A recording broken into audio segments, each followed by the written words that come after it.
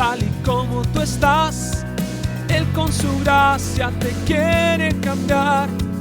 En su amor encontrarás sanidad. Dale a Cristo, tu vida la quiere cambiar. Lirio de los valles, un refugio para tu corazón. Lirio de los valles, un refugio para la familia.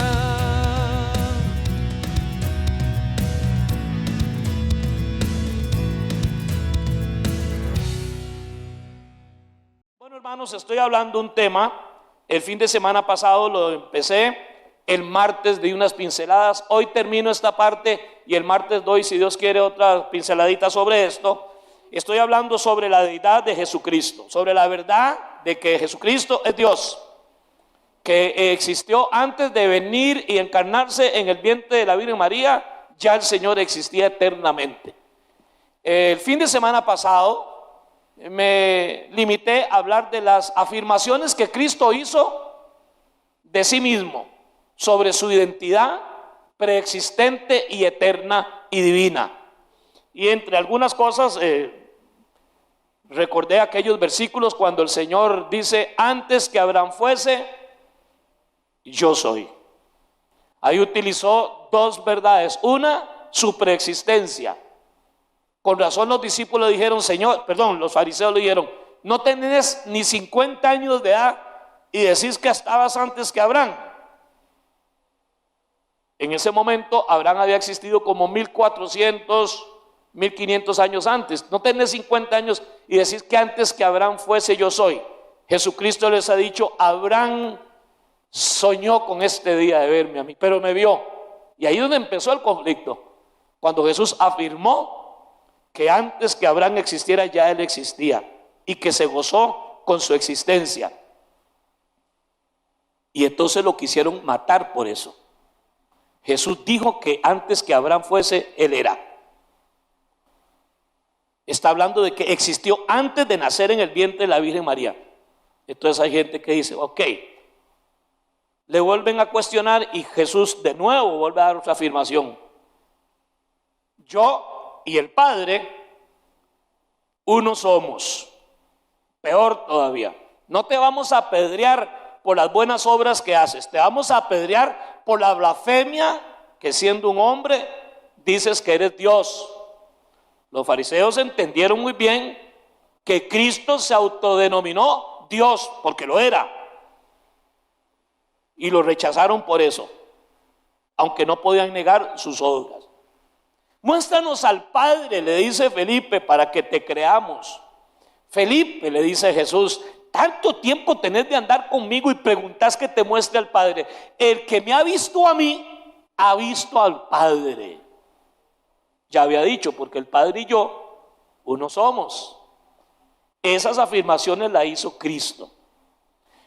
Dije otras más, pero siempre a vísperas de la Semana Santa o Semana Mayor o Semana Zángana, siempre a vísperas de la Navidad, aparecen los enemigos de Cristo, los blasfemos, los apóstatas, incluso gente que un día creyó en Cristo y hoy niegan que Cristo es Dios.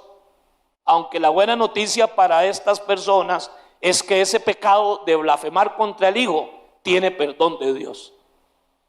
Jesús dijo que el que blasfeme contra el Padre y aún contra el Hijo será perdonado, pero el que blasfeme contra el Espíritu Santo jamás será perdonado, ni en este siglo, el que Cristo estaba ahí vivo entre ellos, ni en el venidero.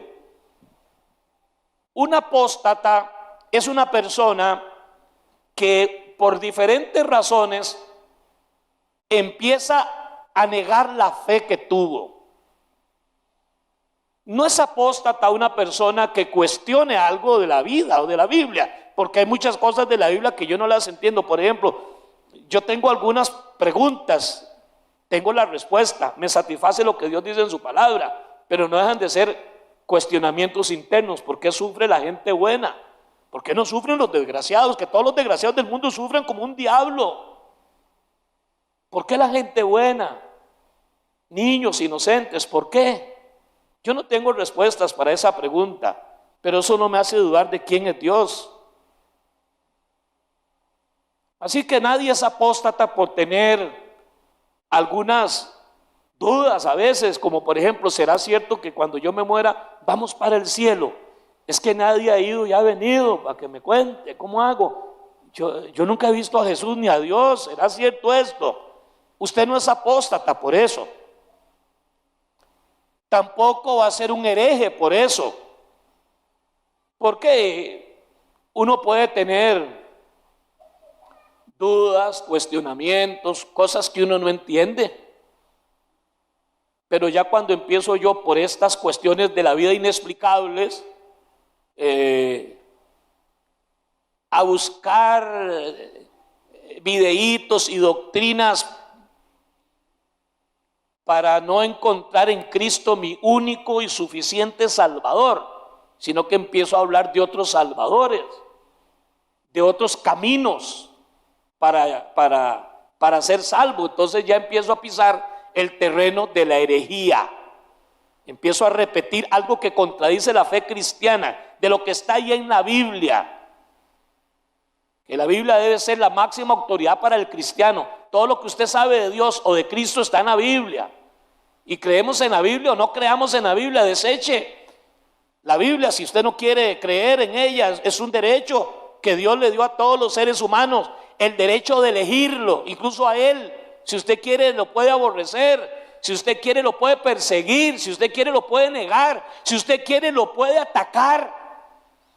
Pero tenemos que definirnos cuando hablamos de ser creyentes, si vamos a creer en Dios y en su palabra o no. La palabra de Dios a nadie nos obliga a seguirle a Él ciegamente.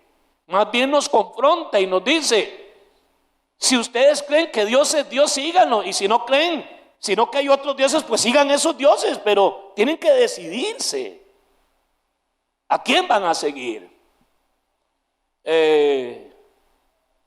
En el libro de Apocalipsis dice Juan: si usted está limpio, límpiese, y si quiere ensuciarse más, ensúciese.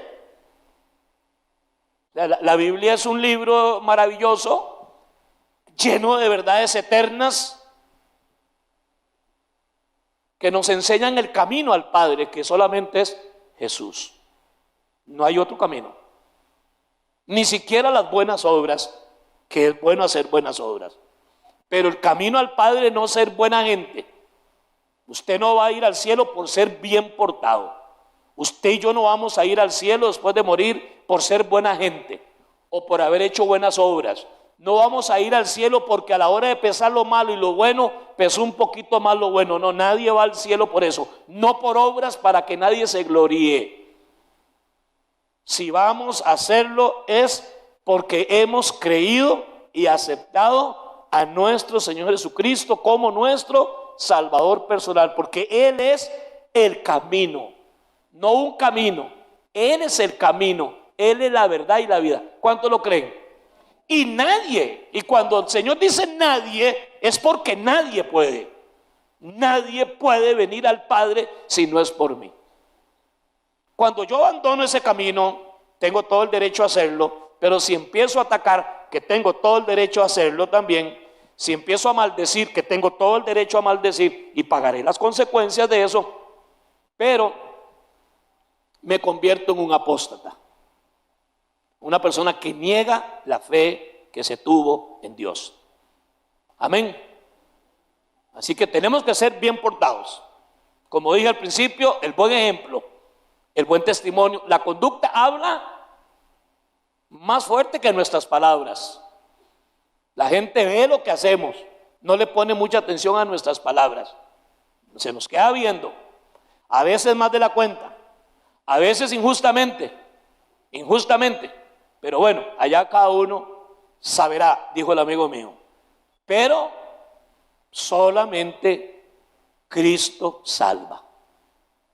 Y nuestras dudas, y nuestras luchas, y nuestros apetitos, tentaciones, debilidades, virtudes, tenemos que traerlas a los pies de Cristo y pedirle al Señor que nos ayude.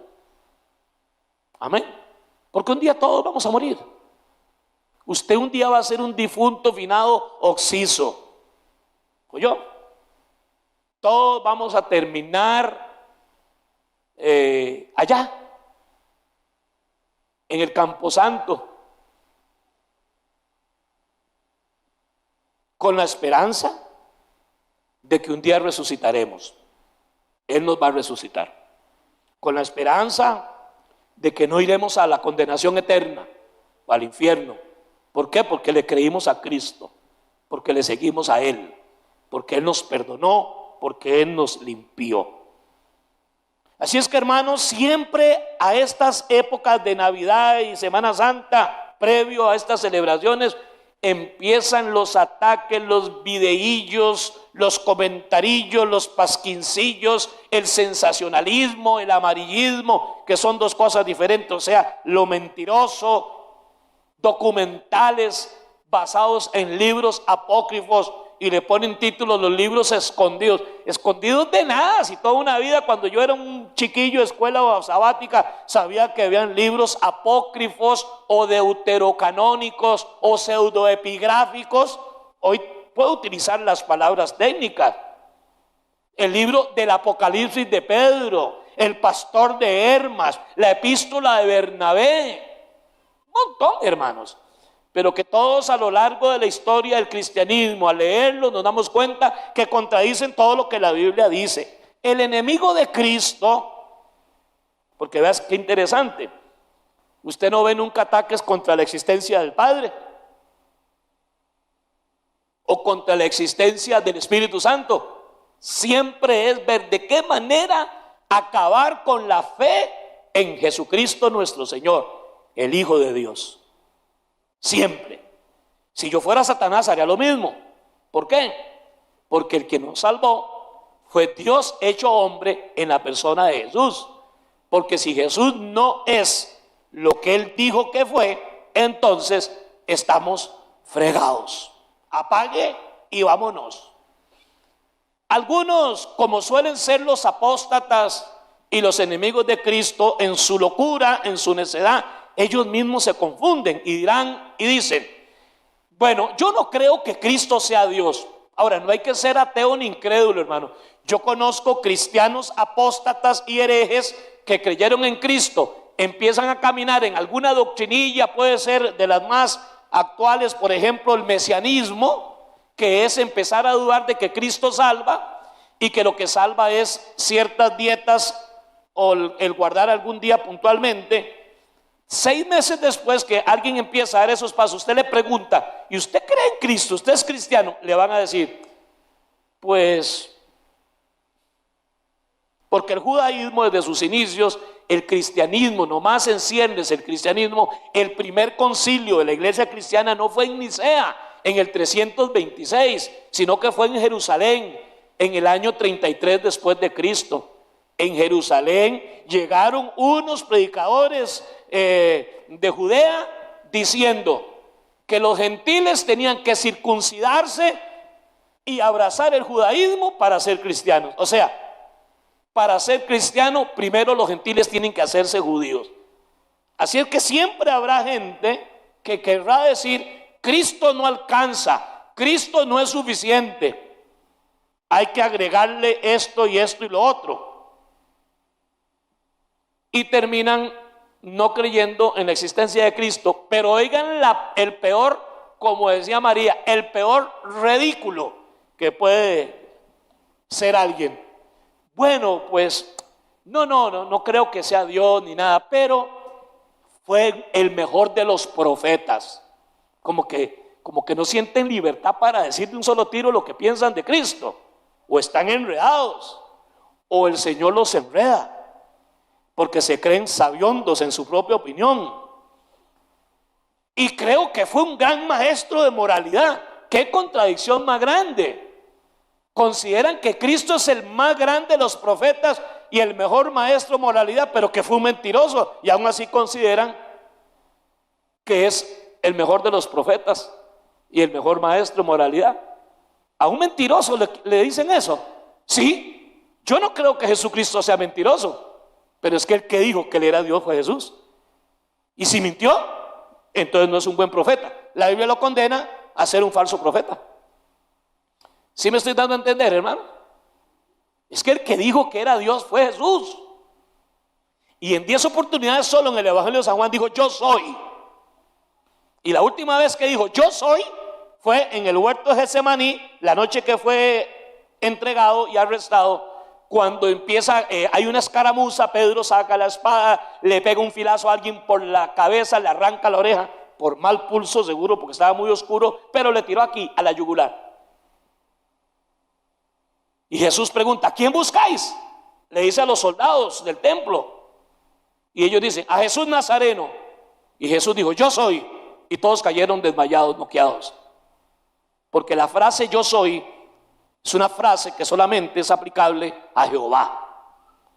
La palabra Jehová, que hoy le ponemos 3 vocales para que suene, realmente es una palabra sin vocales. Son 3 consonantes: la J, la V y la H. Algo así como... Lo más cercano sería Yahvé, el yo soy. Señor, y cuando me pregunten quién me envió a rescatarlos de Egipto, ¿qué les diré? Dígales que te envió yo soy. Y Jesús dijo de él mismo en 10 oportunidades, solo en San Juan, que él es el yo soy. Entonces a Cristo no se le puede aceptar como maestro de moralidad, ni como el mejor de los profetas, si a la vez niego su deidad, porque estaría reconociendo a Cristo como el mejor profeta y el gran maestro de moralidad, pero que mintió de quién era él. Hoy voy a hablarles no las afirmaciones de Cristo, sino lo que dijeron los profetas desde el Antiguo Testamento y lo que dijeron sus discípulos en el Nuevo Testamento. Hay unas menciones de Cristo, y en 2 Timoteo capítulo 4 versículo 1 de Jesucristo dice que juzgará a los vivos y a los muertos. Les perdonó a todos sus pecados y juzgará a los vivos y a los muertos. Eso no lo puede hacer nadie. Perdonar pecados y juzgar a vivos y a muertos no lo puede hacer cualquier buen profeta. Ningún buen profeta lo puede hacer, ni ningún buen maestro. Jesús tiene la facultad de juzgar a los vivos y a los muertos, porque murió por ellos, precisamente porque es Dios. En Tito capítulo 2 versículo 13, si usted quiere lo lee conmigo, dice: aguardando la esperanza bienaventurada y la manifestación gloriosa de nuestro gran Dios y Salvador Jesucristo. Lo primero que empiezan a desechar los apóstatas y los herejes, por la razón que sea, es a desechar a Cristo como Dios mismo. Hay que desvincularlo de esa divinidad y rebajarlo al plano de cualquier profeta. Jeremías, Isaías. De hecho, Jesús un día le pregunta a sus discípulos: ¿quién dice la gente que soy yo? Lo que la gente dice Jesús no es ahora, hermano. Desde el primer siglo, estando Cristo por ahí, tuvo que enfrentar esa controversia. Pues unos dicen que tú eres Elías, unos dicen que tú eres Jeremías, y otros dicen que eres alguno de los otros profetas. ¿Y ustedes quién dicen que yo soy? Entonces Pedro dice: tú eres el Cristo, el Hijo del Dios viviente. Y el Señor le dice: bienaventurado hijo de Jonás, porque lo que tú has dicho no te lo reveló carne y sangre, sino mi Padre celestial, nuestro Padre que está en los cielos. Así que siempre la gente va a decir que Cristo es algún profeta, pero sus discípulos tenían que tener un criterio de él, y ese criterio sale de la boca de San Pedro por el Espíritu Santo. La Trinidad de Dios es nombrada ahí, porque vuestro Padre celestial te lo reveló. No es una conclusión humana, es una conclusión divina. Nadie puede llamar a Jesús Señor si no es por el Espíritu Santo, dice la Biblia. Cuando usted llama a Jesús Señor, es porque el Espíritu Santo te provoca a decirlo. Es una revelación del cielo en el corazón de nosotros. Y aquí Pablo le dice a Jesús: nuestro gran Dios y Salvador Jesucristo. Al segundo que rechazan los apóstatas y herejes en cualquiera de sus diferentes manifestaciones, al segundo en la lista para desechar es a San Pablo. ¿Por qué? Porque Pablo, el apóstol a los gentiles, fue el que tuvo la primer bronca con los cristianos judaizantes de Hechos 15, que querían obligar a los gentiles a hacerse judíos para poder ser cristianos. O sea, la entrada al cristianismo era a través del judaísmo. Y el que tuvo la primer bronca, Pablo, los trajo al concilio de los apóstoles, y los apóstoles llegaron no se les puede imponer, no se les puede incomodar a los gentiles. Recomendémosles que se guarden de lo mismo que se debe guardar todo ser humano, judío o gentil: de la fornicación, de la inmoralidad sexual, de la idolatría y de comer sangre. Que bien haríamos cualquiera de nosotros en cuidar un poco nuestra dieta. Creo que algo que el cristianismo ha olvidado muchas veces es que el cuerpo es templo del Espíritu Santo, pero no solamente para el elemento espiritual, sino que el cuerpo es templo del Espíritu Santo y tenemos que cuidarlo. Y una de las principales maneras de cuidar el cuerpo es con lo que comemos y bebemos. Pero al final también cada uno, dice la Biblia, que puede hacer con su cuerpo lo que quiera. Aunque esté destruyendo el templo, aunque Dios lo puede destruir a él. Así es que, hermanos, bueno, habrá que desechar a Pablo, porque cuando leemos aquí, entonces aparecen de nuevo esas animaladas. Es que en el arameo, ¿cuál arameo? Si el Nuevo Testamento nunca, el idioma arameo fue escrito en el Antiguo Testamento. En el Nuevo Testamento hay como 3 o 4 menciones, frases cortas, y Jesús fue el que las dijo en arameo: Talita cumí, Elí, Elí, lama sabactaní.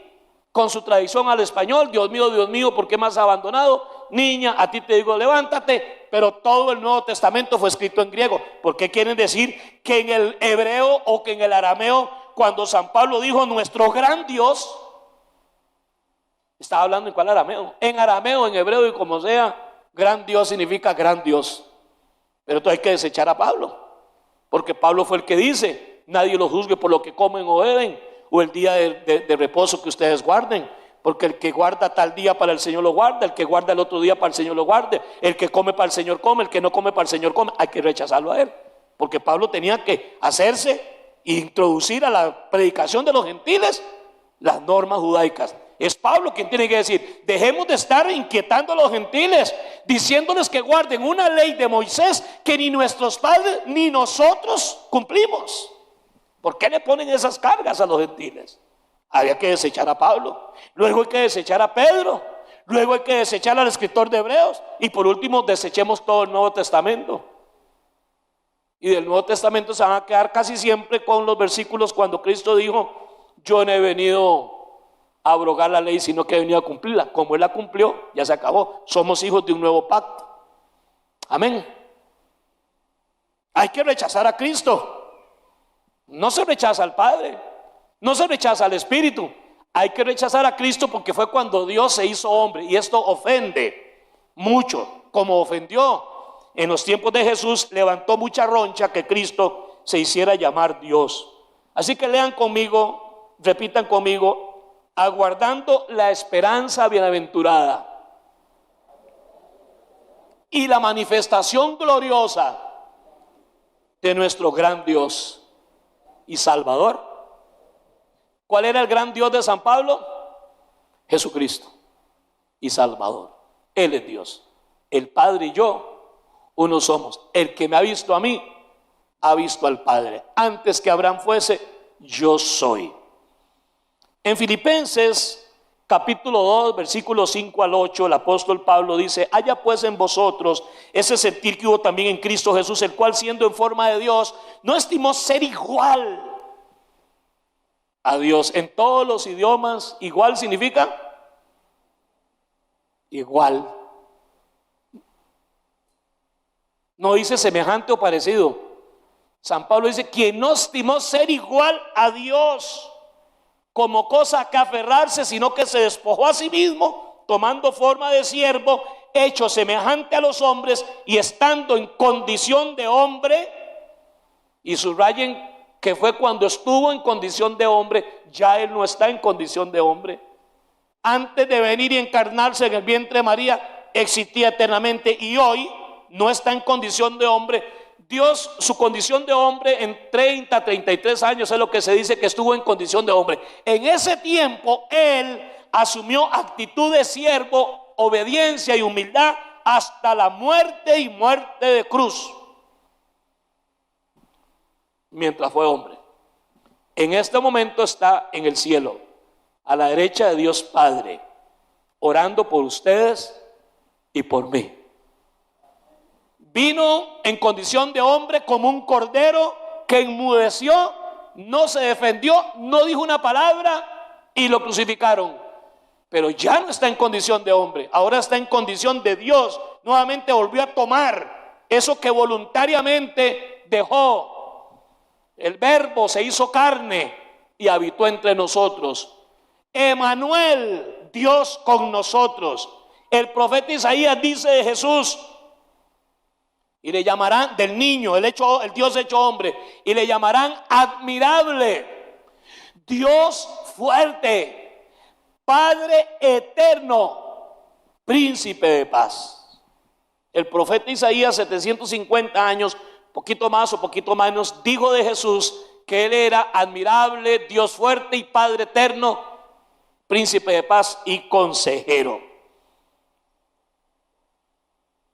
En Hebreos capítulo 1, versículo 8, estoy diciendo ya no las afirmaciones de Cristo de sí mismo, sino lo que dijeron los profetas y los apóstoles en el Antiguo y en el Nuevo Testamento sobre la divinidad y la preexistencia de Jesús. En Hebreos 1, 8, recitando un salmo, dice: mas del Hijo dice, Dios, mas del Hijo dice, tu trono, oh Dios, por el siglo de los siglos, cetro de equidad, es el centro de tu reino.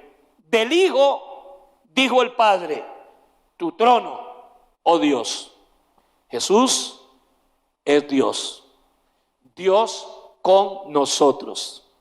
Sí, a mí y a cualquier judío de la época le tuvo que ser muy chocante cuando Jesús empieza a hablar de lo que le va a pasar en Jerusalén la última semana. Pedro se vuelve y dice: ay, Dios mío, a usted no le puede pasar eso. No, jamás, jamás a usted le puede pasar todo lo que usted está diciendo. Lo que Pedro está diciendo desde su interior es: un Mesías como tú no puede morir, no puede terminar como usted dice que va a terminar. ¿Cómo se le ocurre? Para la cultura religiosa histórica de los judíos, concebir un Mesías que moriría desnudo, así morían en la cruz los crucificados, eran desnudos, desnudados, eran crucificados de una mente cruenta, dolorosa, que dentro de la cultura judía era maldito el que es colgado en un madero. Y para los romanos la muerte de cruz era tan humillante que ningún romano podía morir crucificado. Lo podían ahorcar o decapitar, pero crucificado no. Y Jesús les dice: señores, así termina mi historia como Mesías. Voy a ser crucificado y entregado y hollado por los gentiles. Pedro le dice: Señor, no, usted no puede. No, usted no nos cabe. Y Jesús le dice: apártate de mí, Satanás, porque me eres tropiezo. Aléjate de mí. Porque Satanás lo que le está diciendo a través de Pedro, no porque Pedro era Satanás, es: usted como Mesías no puede morir así. Es más, no debe ni morir. Los judíos estaban esperando otro Mesías, un Mesías cinta negra, un Mesías con cualidades militares, que despedase a los romanos y a todo el mundo. Pero Jesús sabía muy bien a la misión que le había venido, hasta la muerte y muerte de cruz. Por eso fue chocante. No entiendo por qué nosotros, algunos gentiles, porque interesantemente los judaizantes no son judíos, todos son gentiles, encuentran más comodidad en guardar la ley de Moisés, alguna dieta y algunas restricciones que ellos mismos se ponen y que las practican a su antojo y a su estilo. Ellos definen a la hora de guardar el sábado, ve qué vacilón. No, el sábado se pueden hacer cosas buenas. En ninguna parte de la Biblia dice eso, ni en el Antiguo ni en el Nuevo Testamento. Porque ¿quién es el que decide qué es lo bueno que se hace un sábado? No, el sábado de la Biblia, cuando estuvo vigente, era estricto, como lo llevaron los gentiles, los judíos, perdón. Cristo hablaba de otra cosa, pero no importa. Pero negar como cristianos será un pecado muy serio que nos coloca y nos pone en el peligro de la apostasía, de negar nuestra fe. En Apocalipsis capítulo 22, versículo 13, el apóstol Juan, hablando de Cristo, en otras citas de Apocalipsis 1:17 y 2:8, solamente 22:13, dice: yo soy el alfa y la omega, el principio y el fin, el primero y el último.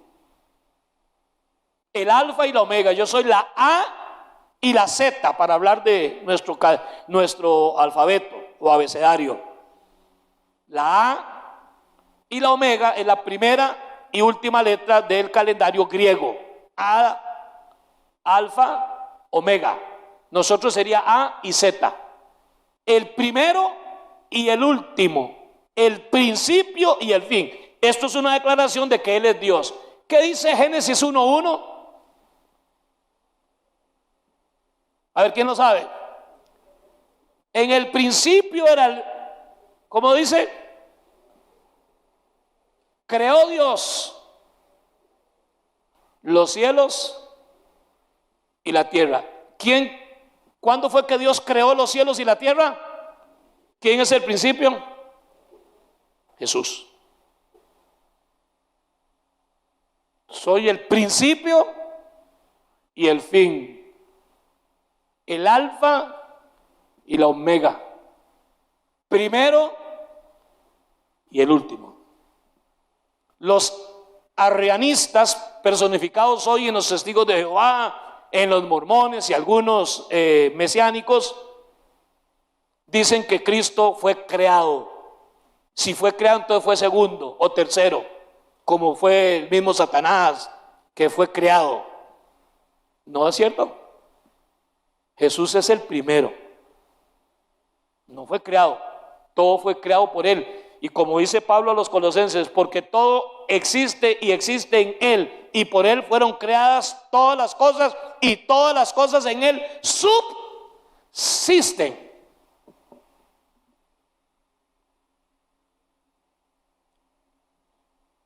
Hay mucho contenido bíblico. Si quiere anote esas citas: 1 Corintios 10:4, 1 Pedro 2, versículos 6 al 8, Salmo 18:2, el 95:1, 1 Pedro 5:4, Hebreos 13:20. Aún así, con lo que he dicho, creo que es suficiente para de nuevo afirmar que quien habló de que Jesús es Dios no fue solamente Jesús, no fue solamente el Padre, sino los seguidores de Cristo y los profetas. Nombres como Redentor, Emanuel, solamente son atribuibles a Dios, pero esos nombres de Jesús el Redentor y Emanuel, Dios con nosotros, se estaban refiriendo precisamente a nuestro Señor Jesucristo. En Zacarías capítulo 12, versículo 10, ¿cuántos están aquí, hermanos? Zacarías 12:10 dice, es que, hermanos, perdónenme, voy a hacer una pausita aquí. Cuando yo estaba preparando estos temas, porque yo los preparo con tiempo, así como preparo algunas de mis recetas con tiempo, porque mi trabajo tiene que ver con comida, tenía una disyuntiva: ¿por qué agarrar 2 fines de semana que me ven hasta en Noruega, me ven en Estados Unidos? Cosa que a mí no me interesa mucho donde me estén viendo. Un saludo para los colombianos, puertorriqueños, toda esa gente que nos vea. ¿Por qué no aprovechar algo como más animado, que provoca aleluyas y todo? ¿Sabe por qué, hermano? Porque lo que hoy se está atacando y se va a atacar con mayor ferocidad es nuestras raíces teológicas. Porque quiero que lo sepan ustedes desde ahora. Si usted no le pone un poco de interés y deja de estar pensando en cuánto y de qué color, que qué aquello y cosas secundarias de la vida cristiana, es muy probable que esos chiquitos suyos, en cuestión de pocos años, apenas estén por cuarto, 10º año de colegio o entren a la universidad, le vayan a decir, muchos de ellos, una altísima probabilidad de 7 cada 10 de esos muchachos apenas entran a la U, privada o pública, las peores zonas públicas que han sido copadas por el Frente Amplio y algunos de estos movimientos ateos, le van a llegar a usted diciendo que ya no creen en Dios, que últimamente se sienten que son higuerones y que van a casarse con una margarita. Y la única manera de evitar eso, hermano, es cuando en nuestras familias y en nuestra vida hay fundamento. Y el fundamento de un cristiano no son los calambres de un culto de domingo, ni las canciones que uno canta. El fundamento es la palabra de Dios, porque todo pasa. Hasta el cielo y la tierra pasarán. Lo único que nunca cambia es el hombre. Por eso es que tenemos que leer la Biblia, porque la Biblia es la única que nunca cambia. Y como el hombre nunca cambia, la Biblia nunca cambia. Satanás está trabajando muy fuerte con la familia. Siempre ha sido así, pero hoy es algo como fuera de serie. A uno se le para el pelo, hermano. Y nosotros viviendo, decía mi maestra de primaria, en la luna de Dávila, pensando que nuestros hijos van a estar bien por la universidad donde estudien, el colegio donde estudien, por la carrera que tengan. Podría ser que estén bien materialmente, financieramente, de acuerdo a lo que estudien. Pero mi querido hermano y hermana, como está este mundo, van a haber momentos en la vida conforme se acercan los finales de los tiempos, donde tenemos que estar bien agarrados de la palabra de Dios, donde la plata, la casa, el carro y el estatus que tenemos no sirve para una guayaba. Y más de uno, amén, sí, pero póngase las pilas, chavalo, porque a los hijos de nosotros nos los están robando. Porque se lo están queriendo robar desde la escuela, desde el colegio, desde el kinder, en escuelas privadas o públicas.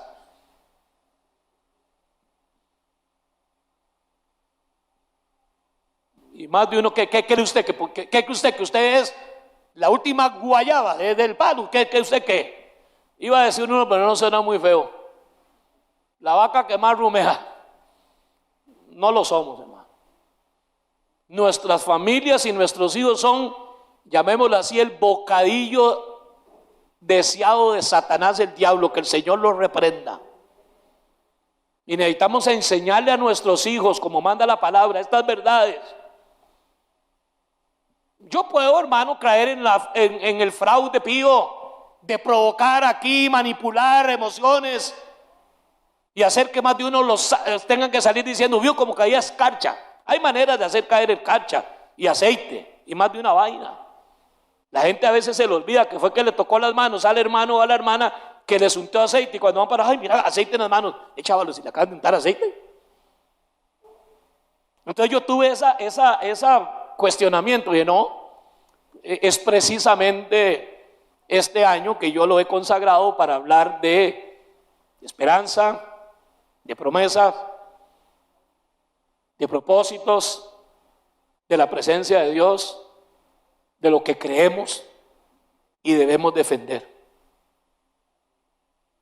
Porque si no, cualquiera les va a convencer a ustedes que una dieta vegetariana los hace más puros y más salvos, aunque la Biblia diga que todo lo que usted se come termina en el toilet, excusado o inodoro, que es lo mismo que dice ahí, letrina. O sea, todo lo que usted se come es pura, termina siendo pura comida. No puedes salvarte algo que tiraste en la letrina. No puedes salvarte algo que quien lo intentó de por sí nunca lo logró. Solo Cristo cumplió la ley. Usted me puede decir, Pastor Arturo, ¿usted nunca ha visto a Dios? Yo tampoco. ¿Y usted? ¿Y cómo sabe usted? No, yo no sé nada. Yo solamente sé una cosa. Estoy convencido que Jesús es Dios, es mi Señor y es mi Salvador. Creo que Él existe y que quien lo busque lo va a encontrar. Y que quien lo busque de verdad lo va a encontrar. Y que Él va a recompensar a los que le buscan. Si tengo fe para creer en lo que otro ser humano puede hacer y le salga bien, pues con mucho más razón nuestra fe tiene que estar puesta en Jesucristo, que es Dios con nosotros, Dios eterno, gran Dios, Padre fuerte, príncipe de paz y consejero. Amén. En Zacarías 12:10 dice, y derramaré sobre la casa de David y sobre los moradores de Jerusalén espíritu de gracia y de oración, y mirarán a mí, a quien traspasaron y llorarán como se llora por hijo unigénito, afligiéndose por el camino quien se aflige por el primogénito. ¿Quién dice que mirarán al que traspasaron? Jehová dice, y mirarán a mí, al que traspasaron. El profeta Zacarías, unos 500 años antes de que Cristo muriera, dijo Jehová el Padre, me mirarán a mí, al que traspasaron. Interesantemente, en Apocalipsis 1:7 dice Juan de Jesús, he aquí que viene con las nubes y todo ojo le verá, y los que le traspasaron, todos los linajes de la tierra harán lamentación por él. Sí, amén. Entonces perdónenme, ¿a quién es el que traspasaron? ¿A Jehová o a Jesús? Pero Jehová dice que fue a él. En Zacarías Jesús tenía 500 años, todavía no había nacido. Pero dice, Jehová dice, mirarán a mí, a quien traspasaron. Pero ¿a quién fue el que traspasaron? ¿No fue a Jesucristo? ¿Sí? ¿Cuál es la verdad?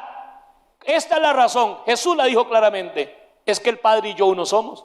Por eso Jehová dijo, me traspasarán a mí, me herirán los que me traspasaron, y luego los que traspasaron. ¿A quién fue el que traspasaron? Fue a Cristo. Amén, hermanos. ¿Estamos aquí? Voy a retomar las palabras de Pablo cuando dijo, quien tomando forma de siervo fue obediente hasta la muerte y muerte de cruz, por lo cual Dios Padre, Jehová, lo exaltó hasta lo sumo y le dio un nombre que es sobre todo nombre, para que en el nombre de Jesús se doble toda rodilla de los que están en el cielo, en la tierra y difuntos debajo de la tierra, y toda lengua confiese que Jesús es el Señor. Eso dijo Pablo de Jesús. Lo dijo en consonancia con una profecía que también Jehová dijo de él, pero era de Jesús. ¿Por qué? Porque el Padre y yo uno somos. En el libro de Isaías capítulo 45 versículo 22 y 23 dice Jehová a través de Isaías 700 años antes de que Cristo naciera. Dijo Jehová a través de Isaías, miradme a mí y sed salvos todos los términos de la tierra, porque yo soy Dios y no hay más. Ahí está hablando el Dios Padre. Por mí mismo hice juramento, de mi boca salió palabra en justicia y no será revocada, que ante mí se doblará toda rodilla y toda lengua jurará ante mí. 750 años antes de que Cristo naciera, o 700 años, poco más o poco menos, Jehová dijo que era ante él que se iba a doblar toda rodilla y toda lengua lo iba a confesar. San Pablo dice a los filipenses que esa profecía era de Jesús. Del mismo modo que el Salmo 22:1 dice, Dios mío, ¿por qué has desamparado? Esas palabras las pronuncia Cristo en la cruz del Calvario. Eran profecías acerca de Cristo. Más de 320 profecías cumplió Cristo en un periodo de 30 años. Una sola persona las cumplió. Jamás se ha profetizado tanto de una persona y que se hayan cumplido al pie de la letra cada una de ellas. Esta relación entre lo que Jehová dijo, mirarán a mí que me traspasaron, está hablando de Jesús. Y ante mí se doblará toda rodilla y toda lengua me jurará. Se estaba refiriendo el profeta Isaías a Jesucristo. El nombre del Señor siempre fue usado de una manera paralela con la divinidad y la Trinidad. En las epístolas de Pablo, en Gálatas, en Efesios, donde aparece el nombre de Cristo a la paz del Padre, el Dios y Padre de nuestro Señor Jesucristo, y la gracia del Espíritu Santo sea con cada uno de ustedes. Siempre aparece, nadie pone en duda al Espíritu, nadie pone en duda al Padre, pero siempre es atacando a la persona y a la obra de Jesús. El tiempo se me acaba, es poco lo que me quedan, 45 minutos. No, el martes continúo con este tema como lo hice el martes pasado, pero ¿cómo ustedes juzgarían esta palabra? En una palabra díganme, cuando Jesús dijo, porque donde están 2 o 3 congregados en mi nombre, allí estaré yo en medio de ellos, o estoy en medio de ellos. Porque donde están 2 o 3 congregados en mi nombre, allí estaré yo en medio de ellos. Eso está en Mateo 18:20. Y en 28:20, el primero es 18:20, ahora es 28:20, dice: enseñándoles que guarden todas las cosas que les he mandado, y he aquí, yo estoy con vosotros todos los días hasta el fin del mundo. En una palabra, ¿cómo se puede definir en esencia cuando Jesús dice que Él iba a estar con nosotros todos los días hasta el fin del mundo? ¿Podrá el mejor de los profetas, podrá el mejor de los maestros de moralidad asegurarnos que iban a estar con nosotros todos los días hasta el fin del mundo? ¿Quién puede prometer eso? Solo Dios, y eso se llama teológicamente omnipresencia. ¿Cuántos de ustedes creen que aquí está Jesús? Digan conmigo, aquí está Jesús. Ahora les pregunto, ¿y quién quedó en su choza con su esposa? ¿Por qué? Si fue un buen profeta y si fue un buen maestro, yo saldría corriendo entonces ahorita mismo. Pero todas las mañanas cuando oro, le pido al Señor que acompañe a mis nietos a las escuelas que están en diferentes escuelas, que acompañe a mis hijos en sus diferentes trabajos, a mis nueras, a los yernos, a las nueras, a ustedes. Y le digo al Señor: Señor, bendice a cada hermano de la iglesia donde quiera que estén ahorita. Yo sé que Dios está con ustedes. Un buen profeta no tiene esa posibilidad. Solo Dios puede hacerlo. Y Jesús, ¿por qué? Porque Jesús es Dios. A Cristo se le dan facultades de omnipresencia, de omnisciencia, de que todo lo sabe. Los mismos enemigos de él decían: caramba, nadie enseña como enseña este hombre, nadie sabe lo que este hombre sabe. Maestro bueno, le dice Nicodemo, en representación de posiblemente el Sanedrín: sabemos. Habló en plural, aunque llegó él solo, habló en plural y dijo: sabemos que tú eres nacido de Dios, venido de Dios, porque nadie puede hablar las cosas que tú hablas y hacer las cosas que tú haces si Dios no está con él. Omnipresencia, omnipotencia,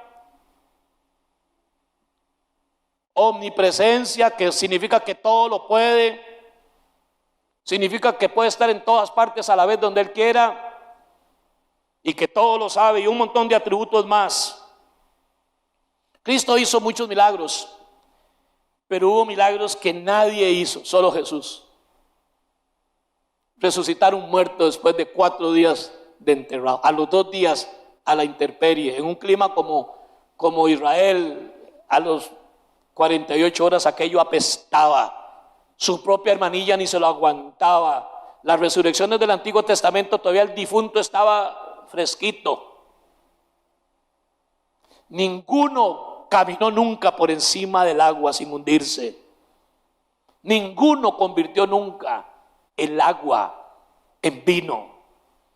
Ninguno resucitó él mismo de la muerte.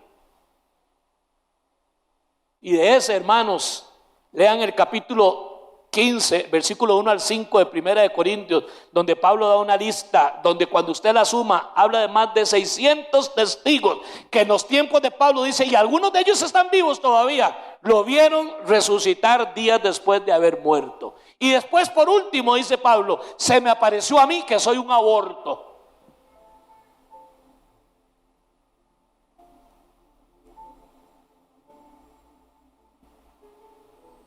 Hubo gente que oró y hacen cosas lindas en el Señor, pero yo no tengo conocimiento ni histórico ni en documentos extra que digan que un día el Señor, que alguien sanara mancos. ¿Cómo se sana un manco? ¿Qué se necesita que le suceda a un manco para decir que se sanó el manco? Yo le puedo decir cómo se puede sanar un cojo. Alguien puede cojear porque tiene una pierna más larga que otra, 3 pulgadas, lo que sea. Les tiró las patas, la que estaba chueca. Pero dígame cómo se cura un manco. ¿Qué es un manco?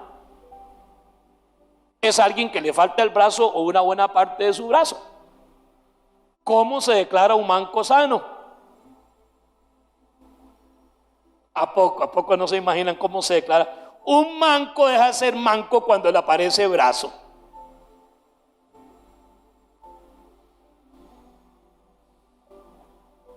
Sin embargo, el milagro más grande de Jesús, que tiene una cantidad de testigos, donde el derecho ahorita, aquí tenemos fiscales y una jueza, los elementos de prueba fehacientes, entre ellos es el testimonio, la prueba testimonial.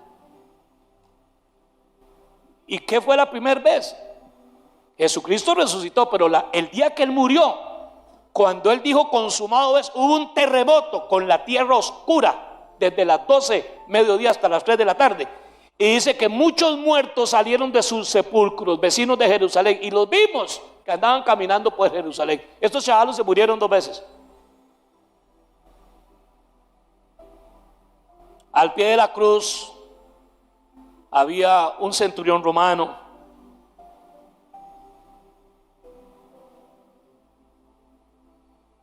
que dijo verdaderamente, este era el Hijo de Dios. Un centurión romano, un gentil, el que está llevando a cabo la ceremonia, para decirlo de alguna manera, de la muerte cruenta de la cruz. Morir a alguien en la cruz, Jesús no fue ni el primer ni el último crucificado. Era la común manera romana de terminar con los delincuentes, como en algunos países la pena de muerte, la cámara de gas, la inyección letal, otro tiempo la fusilamiento, etcétera. Morir en la cruz para un judío era una afrenta, para un romano también. Pero a este romano centurión, que había posiblemente ejecutado a muchos y había sido testigo de muchos, por ninguno de ellos nunca pudo haber dicho ¿qué lo llevó a este hombre? ¿Qué elementos pudieron haber mediado para que el centurión romano dijera verdaderamente este era el Hijo de Dios? O sea, era Dios. Bueno, posiblemente fue el primer crucificado que él vio, que no blasfemó ni maldecía, ni que pedía que no lo mataran, sino que más bien lo primero que pidió fue al Padre que perdonara a todos ellos. Lo segundo que probablemente lo pudo haber llevado a este juicio de valor fue que él nunca había escuchado a un crucificado en su misma condición tener la capacidad de pedir por el bienestar y asegurar el futuro de su madre María. Hijo, he ahí a tu madre. A Juan, madre, he ahí a tu hijo. María era viuda, Jesús va a morir. Tampoco este centurión romano ni nadie escuchó nunca a nadie en la cruz, porque en este tipo de muerte la gente primero que todo era drogada, con una mezcla que le ofrecieron a Jesús, pero Jesús, al darse cuenta que era para drogarlo, para mitigar un poco los dolores del flagelo de la crucifixión, Jesucristo rechazó y no quiso. Él dijo, esto yo lo voy a vivir como es. Así que lo que tiene ahí en la cruz es un ser humano sobrio, que se niega a beber una bebida que le hubiera ayudado a paliar el dolor de la muerte. O sea que los cuidados paliativos existen hace años. Y hace una oración al Padre. Los mismos judíos que se creían la chupada del mango, a mí me caen muy mal los fariseos por eso, los de antes y los de ahora, porque esa estirpe no se ha acabado, son una plaga del demonio, como los mapaches de la Asamblea Legislativa son esos fariseos. Elí, Elí, lama sabactani, dice uno de ellos, mira, está llamando a Elías. Sí. Un hebreo que no sabía nada de arameo. Es que el arameo no era un idioma que todo el mundo lo manejaba. Jesucristo en el idioma arameo lo que dijo fue, Dios mío, Elí, no es Elías. Elí, Elí, lama sabactani, que significa, Salmo 22:3, Dios mío, ¿por qué me has desamparado? Y después de que Cristo muere y la salvación del ladrón, hoy mismo estarás conmigo en el paraíso, se viene aquel socollón. Nunca en una crucifixión había pasado eso, ni mucho menos nunca en una crucifixión.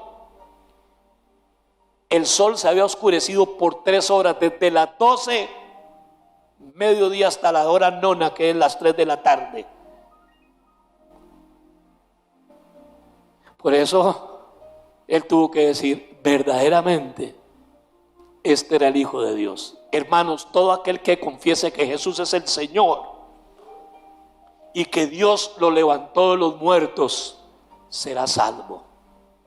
Yo quiero que en esta mañana, por no sé cuántas veces usted lo haya hecho y no importa cuántas veces tenga que hacerlo, puedes hacerlo todos los días, al empezar el día o al terminar el día, proclamar y declarar, ratificar y reafirmar, como lo hizo el apóstol Tomás, luego de que constata, sin necesidad de meter los dedos en las llagas ni nada de estas cosas, y dice: tú eres mi Dios y mi Señor. No tengas temor en llamar a Jesús tu gran Dios, tu dueño. Jesús es Dios. Yo quiero animarlo ahí a donde usted está para que usted se atreva. No fue un mentiroso Jesús. Por ninguna teoría basada en las bocas de un mentiroso nadie está dispuesto, hermano, a dar su vida. No fue una mentira de un charlatán, maestro de moralidad o buen profeta, lo que hizo que este evangelio se extendiera por todo el mundo y a lo largo de más de 2000 años, imperios como el romano, el comunismo de antes y de ahora, el movimiento musulmán y tantos enemigos que han habido y movimientos han podido acabar. 250 años de persecución romana contra esta iglesia naciente no pudieron detener, porque el sabio Gamaliel, maestro de San Pablo, cuando querían acallar el cristianismo, él salió y dijo, no por defender el cristiano, Gamaliel dijo: miren, ¿por qué ustedes se ponen en problemas con esta gente de los seguidores de Jesucristo? ¿No se acuerdan que se levantó a Teudas y lo mataron? Y rapidito se acabó el movimiento. Y luego aquel otro payaso de Judas, charlatán, hizo otro movimiento y rapidito se apagó. Dejen a esta gente que dicta, les dice, déjenlos quietos, que si este movimiento es de Dios permanece, y si no es de Dios se desvanece. No se encuentren ustedes luchando contra Dios.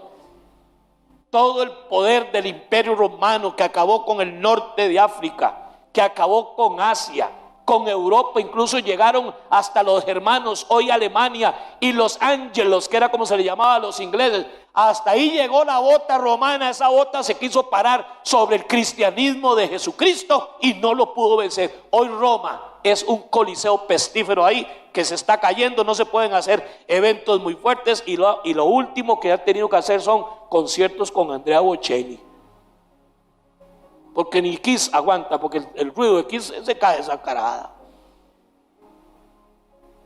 Y aquí está el cristianismo en Alajuela, Costa Rica, y este evangelio, dijo Jesús, las buenas noticias de que yo soy Dios, el camino, la verdad y la vida, yo soy eso y nadie viene al Padre si no es por mí, será predicado en este planeta y después vendrá el fin.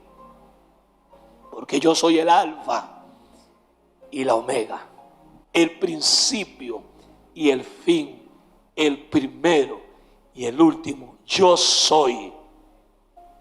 Jesús es el gran yo soy. ¿Cuántos dicen amén? ¿Cuántos dicen Él es mi Dios?